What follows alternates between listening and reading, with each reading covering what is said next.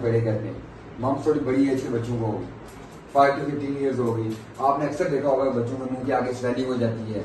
Mums का सबसे बड़ा इशू ये है कि मम्स की अगर कॉम्प्लिकेशन हो जाए, जेंटल सिस्टम में चला जाए इसका वायरस, तो मम्स जो है इनफर्टिलिटी काज करती है। अब मम्स का मोड ऑफ ट्रांसमिशन आपने देख लिया, मम्स का आपने इंक्यूबेशन पीरियड को लाइक मिल्क सेम ही मिलता जुलता है। एपिडेमियोलॉजी में ट्राइएड क्या है, मम्स मिक्सो वायरस करता है, एज जरा बड़े एज के बच्चे में होगी, इन्वायरमेंट वही है। अब मम्स के क्लिनिकल फीचर्स देखिए, मम्स के clinical feature these are very important. आपके पास एक फीमेल आएगी या मेल आएगा, मदर या फादर लेके आएंगे बच्चा, कहेंगे जी मुंह के आगे या कान के आगे स्वेलिंग हुई हुई है, इसे कुछ खा नहीं सक रहा, लिक्विड डाइट पे है, तो आप देखेंगे इसको मम्स है। अब लिम्फ नोड्स इन्वॉल्व हैं, सब मैंडिबुलर लिम्फ नोड्स इन्वॉल्व हैं। अब वायरिमिया ट्रेवल करता है, इसका इशू ये है कि मम्स का वायरस पेंक्रियाज में जाएगा, पेंक्रेटाइटिस करेगा, दिल में जाएगा कार्डाइटिस करेगा, ओवरी में ओफ्राइटिस करेगा, टेस्टिस में ऑर्काइटिस करेगा, यहीं से इनफर्टिलिटी होगी। तो आपने मम्स का वायरिमिया कंट्रोल करना है, बच्चों को आइसोलेट करना है, मैनेजमेंट स्टार्ट कर देनी है। अब मम्स के जो क्लिनिकल फीचर्स हो गए ये। अब मम्स की प्रिवेंशन देखिए, मम्स में प्राइमरी प्रिवेंशन तो आप करेंगे, हेल्थ प्रमोशन, स्पेसिफिक प्रोटेक्शन आप करेंगे। कंबाइंड वैक्सीन है, सिंगल वैक्सीन है, ईपीआई में नहीं लगती मम्स की वैक्सीन, यूजुअली सेल्फ लिमिटिंग है, अक्सर बंदों में ठीक हो जाता है। लेकिन आपने सिम्टोमेटिक मैनेजमेंट करनी है। एक मरीज है, दर्द बड़ा हो रहा है, तो पेन नहीं रिलीव करेंगे, डॉक्टर की पहली ड्यूटी पेन रिलीव करना है, तो आप पेन किलर दे देंगे। दूसरा, अगर मम्स का वायरस अगर चला गया टेस्टिस में, तो समटाइम्स सर्जिकल डीकम्प्रेशन करनी पड़ती है या ओवरीज का रिमूवल करना पड़ता है मम्स में। चीज याद रखें, अक्सर लोग इनफर्टिलिटी की हिस्ट्री के साथ आएंगे, तो वो साथ आप पूछेंगे तो कहेंगे माँ बताएगी कि बच्चों में तन पड़े हुए थे, तो मम्स में इतना ही याद रखना है। आगे आता है रुबेला। अब रुबेला का मोड ऑफ ट्रांसमिशन रिस्पायरेटरी या ड्रॉपलेट तो है ही है। रुबेला में अगला अलमिया क्या है कि रुबेला वर्टिकल ट्रांसमिशन है। ये इसमें एक्स्ट्रा चीज आ गई, वर्टिकल ट्रांसमिशन इसमें एक्स्ट्रा।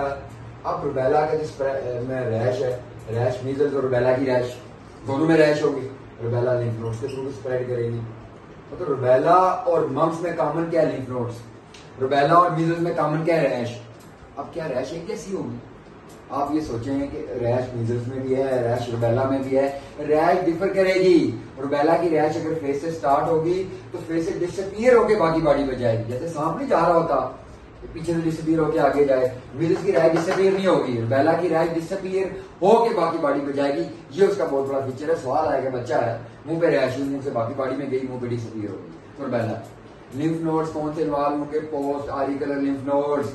कान के पीछे स्वेलिंग अगर कही जाए तो वो रुबेला है, ये तो जनरल ट्रांसमिशन है। अब अगला मसला ये है कि रुबेला की अगर आप ट्राइएड ड्रा करें तो इसका जो एजेंट है वो टोगा वायरस है। होस्ट में प्रॉब्लम आता है, होस्ट चिल्ड्रन भी हैं और फीमेल भी हैं रिप्रोडक्टिव एज की। रिप्रोडक्टिव एज की फीमेल में डेंजरस है, उनमें हो जाए तो आगे कंजेंटल रुबेला सिंड्रोम होगा, वर्टिकल ट्रांसमिशन होगी। रुबेला का इशू है वर्टिकल ट्रांसमिशन। अब आप खुद सोचें कि फीमेल को हुआ, प्रेग्नेंट हुई, आगे बच्चे को होगा, कंजेंटल एनॉमलीज आएंगी।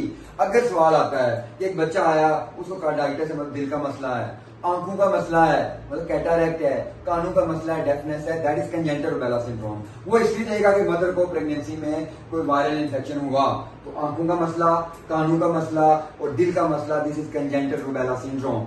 अब दोनों चीजों की मैनेजमेंट थोड़ी सी डिफरेंट। कंजेंटल रुबेला सिंड्रोम है या रुबेला, अब आपने डायग्नोज करना है। अगर वर्टिकल ट्रांसमिशन हुई है that is congenital rubella syndrome, अगर जनरल ट्रांसमिशन हुई है रुबेला। चलिए पहले रुबेला की बात करें। देखिए रुबेला में अगर रुबेला है तो रुबेला में हेल्थ प्रमोशन तो सेम है, स्पेसिफिक प्रोटेक्शन ईपीए वाला शेड्यूल रुबेला और मीजल्स का सेम है। 9 मंथ्स की एज में, 15 मंथ्स की एज में एमआर वैक्सीन लगती है। जनरल पॉपुलेशन में एपिडेमिक को तब भी लगाते हैं मीजल्स और रुबेला वैक्सीन, वो दो चीजें सेम। अब कंजेंटल रुबेला सिंड्रोम अगर होता है तो उसमें आप याद रखें आपने रिप्रोडक्टिव एज की फीमेल की वैक्सीनेशन पहले करनी है, बच्चों की बाद में करनी है। हाल ही रुबेला है तो पहले आप बच्चों की वैक्सीनेशन करने लिख दें पेपर में लिखना है ना, नंबर तब मिलेंगे।